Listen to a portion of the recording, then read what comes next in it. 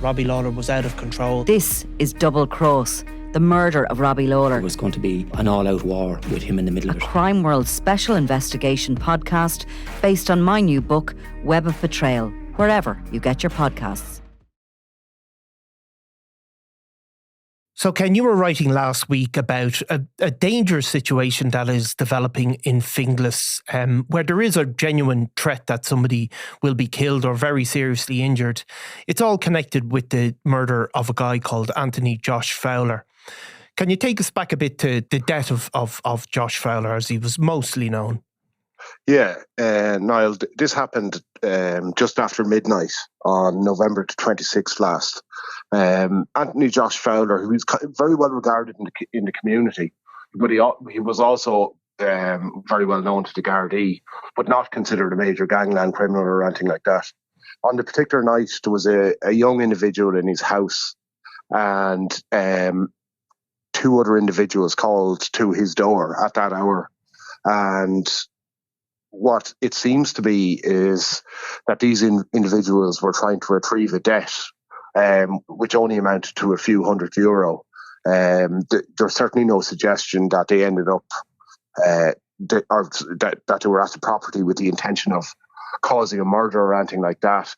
But what seems to have happened is that Mr. Fowler came out outside the door of his property in an attempt to protect the younger man that was inside, and an altercation took place, and he ended up suffering one fatal stab wound to the heart, which obviously left him dead, and the perpetrators fled the scene within a very short space of time. I'm talking, Niall, within a matter of hours. Chief suspect had been identified in this case. Yeah, I mean, like Josh Fowler would have been, as you said, well known in the community. He's like a grandfather. He's in his early 60s. Was he 63-year-old, yeah. And, you know, he would have been, I suppose, on the fringes of I think he had a conviction for drug dealing or for growing cannabis, I think. So, but he was on the fringes of this. But there was a huge reaction straight away online. But what we're seeing now is that there is, it's really escalated over the last few months. Well, Niall, within even a few hours of this murder happening, an arson attack occurred in a different location in Finglas, which Gardai are treating as linked to this whole issue. Apparently, associates of Mr. Fowler had hired a couple of local low-level criminals to carry out an arson attack on a property which suffered significant damage in it. But it has later transpired that one of those people, arsonists, if you like, suffered severe burn injuries himself in the incident, and required hospital treatment after it. So, I mean, the suspects, I suppose, the guys who are suspected of calling to Josh Fowler's door, they've fled the country pretty quickly, we believe. Yeah, it seems that they literally, I think the same day, fled to the UK. The Gardai have not located them since. So in the meantime, you have a situation where associates of Mr. Fowler have been involved in a campaign of arson attacks. There has been shooting incidents. In terms of the arson attacks, there's been a number of houses damaged, as well as a number of cars. And it's a situation that is causing huge concern. A lot of the people that have been targeted have no involvement in crime. None of the people that have been targeted have any involvement whatsoever in the murder. It's a perception in the minds, or they've made a decision, these associates of the murder victim, that these individuals, and their perception in many cases, Gardai believe are wrong, that these individuals are somehow helping the on-the-run suspects who by all accounts would not really have the money to sustain a lifestyle on the run abroad. Yeah, because they're not the two guys that have fled to the UK. wasn't a gangland hit or anything like it, or any sort of, Absolutely not. feud between organised crime gangs. This is, really low level criminality that went completely wrong. They're not away in Dubai sending, living at large. Absolutely not. So even some of the perception might be, and I stress the word perception, that, for example, someone that may have been targeted, there's been about 10 attacks, Niall, since this murder took place, but some of the perception, maybe even a rumour that might break out, that a named individual may have revoluted one of the on the run people 50 quid. It's that kind of low level stuff, but at the same time, these criminals who are linked to the murder victim have got in their minds that anyone that they perceive as giving a handout or helping the people that are on the run are legitimate targets. And the fact is, according to what Gardai believe, the intelligence that these criminals have in relation to who their targets are is completely flawed in many instances. And these guys who are carrying out this sort of campaign of terror, basically against innocent people, because the two guys are out of the country, they are more serious criminal figures. Serious enough that, you wrote last week, the emergency response unit armed officers had to be brought in to carry out raids on them in an attempt to sort of calm this situation down. Yeah, well, I suppose as one senior source said, the fact that things were getting out of so much control that some form of manners needed to be put on these individuals. Now, there was 2 raids carried out on Thursday morning last. 2 very close associates of each other, and also very close associates of the murder victim, Josh Fowler. The raids happened at the same time. The ERU don't go breaking in windows like they did in one of these properties in an early morning raid. They're very heavily armed. They don't go in like that unless they believe there's a very strong chance that there's firearms in that property. As it turned out, in the search of one property, they didn't recover any weapons or anything like that. But I think it certainly sent out a message that, there is a crackdown here. In relation to the second property that was seized, that raid happened in relation to a kind of a long-standing money laundering investigation. 2 people were arrested in relation to that, and one of those suspects later appeared in court and was charged with a number of offences. So, I mean, these people that are associated with Josh Fowler, and as you said, Josh Fowler was of a different generation to them. Certainly is not of a different scale, but these people are very well known to Gardai.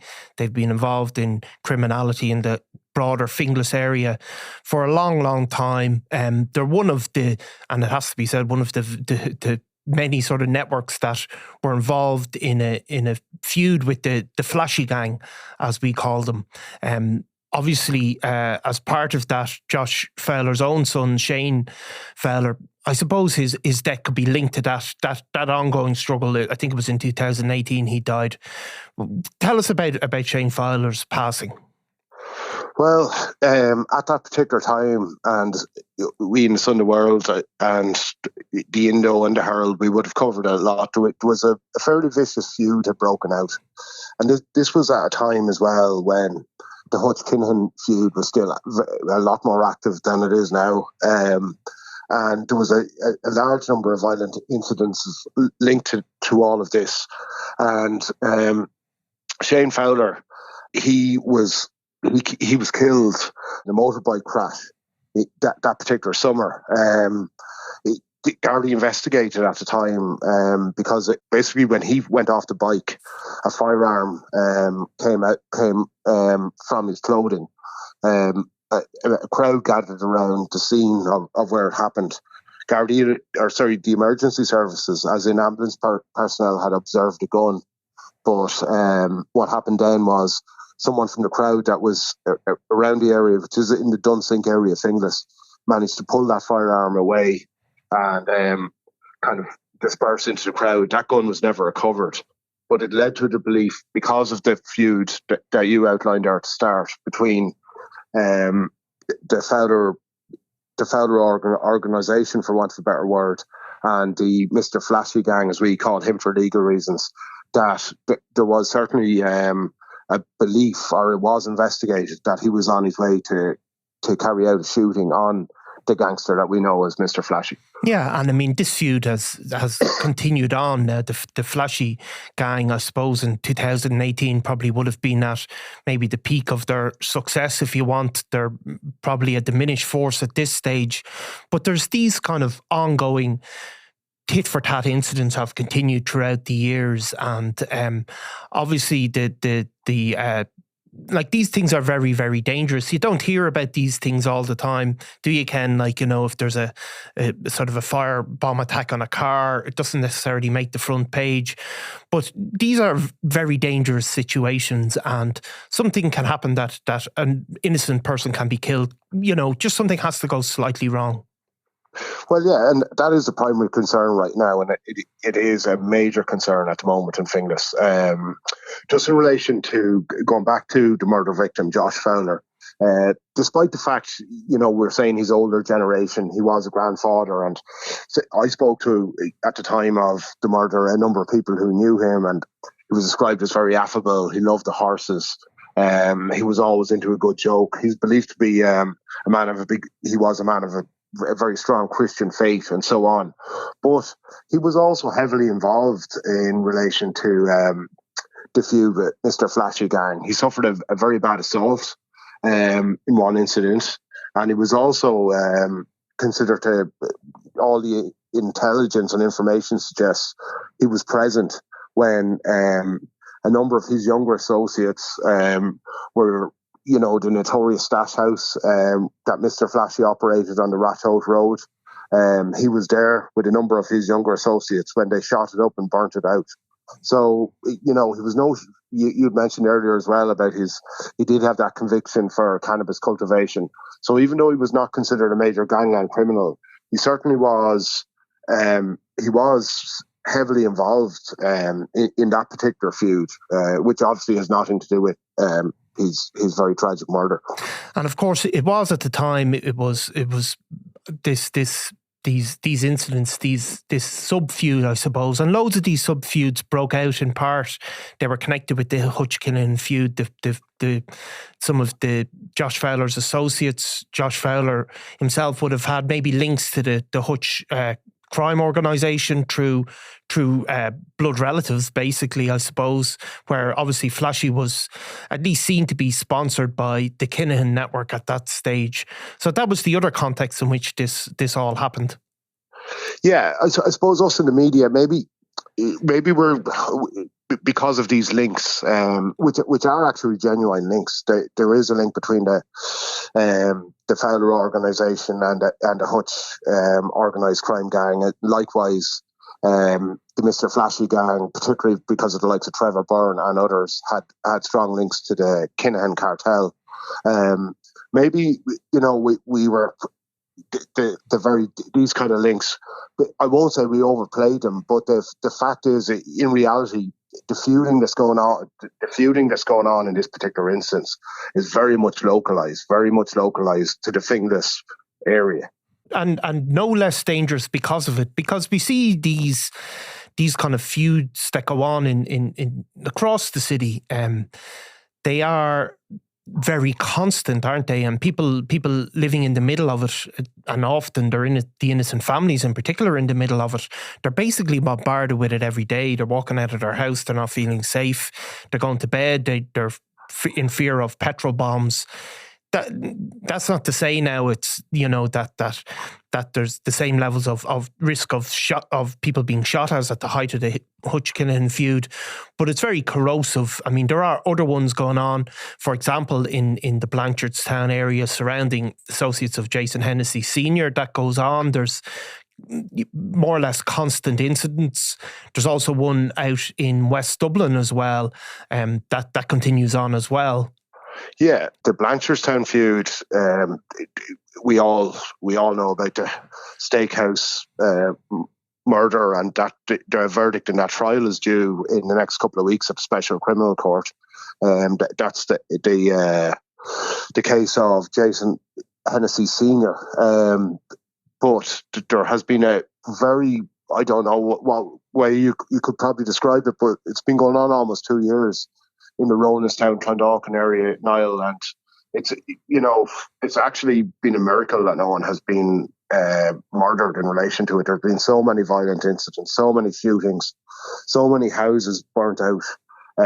People have been driven over, multiple machete attacks, and we don't, it's something almost, it's kept a lid on it. Now and again, it pops up. We do a story on it, but this is something. It's just, and it's a very complicated situation involving 50, 60, maybe 70 people, a lot of them juveniles, and then veteran criminals in the middle of it. But no one even knows how it actually started. But associates of John Gilligan, you broke a big story in the Sunday World about him at the weekend, just gone, that he's in jail in Spain, are heavily involved in this feud. And also, young lads whose fathers were notorious criminals, but not of the same high profile as John Gilligan, are involved in this matter. And it's just a constant. Barely a week goes by without a serious incident out there in the Rowanstown, Clondalkin, Lucan areas. Yeah, and I mean, there was a shooting very recently which, could have resulted in a death. And again, it's these young lads who, I think most of them grew up together and were friends, and it's fallen out and it's escalated very quickly to, as you said, shootings, machete attacks, and all of this. I mean, this situation in Finglas is the same. It's people are living in a kind of a tight area.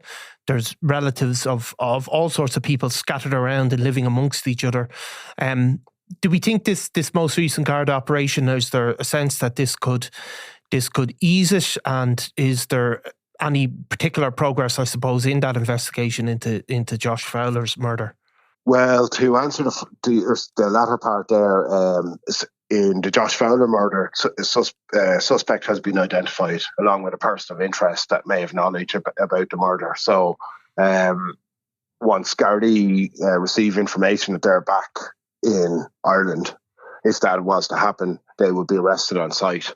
So as we were saying at the start, that kind of case was fairly clear cut from the start.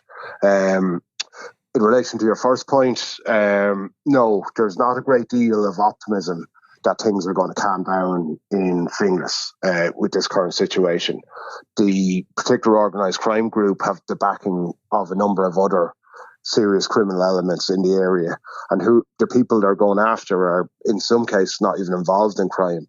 So there is a bit of a level of optimism in terms that someone that's been described as kind of a main agitator is now in custody. But as we know, Niall, in relation to covering crime stories for so many years, just because someone is in jail does not mean that they don't have the influence to keep on ordering stuff or to keep on making sure that things are trucking along in relation to this campaign. Yes, unfortunately, very one-sided. Yeah, and unfortunately, they'll throw 100 quid at some young fella who'll carry out their bidding, no problem, without any particular thought of the consequences. That's a sad reality, my friend. It is. Well, Ken, let's hope we don't have to come back to this story, but I suspect we will. And thanks for giving us the breakdown on what's happening there. Thanks very much, Niall. Thanks, Ken. I'm Nicola Tallant, and you're watching Crime World, a podcast about criminals, drugs and the underworld in Ireland and across the globe. Make sure you subscribe to our channel and turn on notifications so you can be the first to watch all our latest episodes. You can also listen wherever you get your podcasts.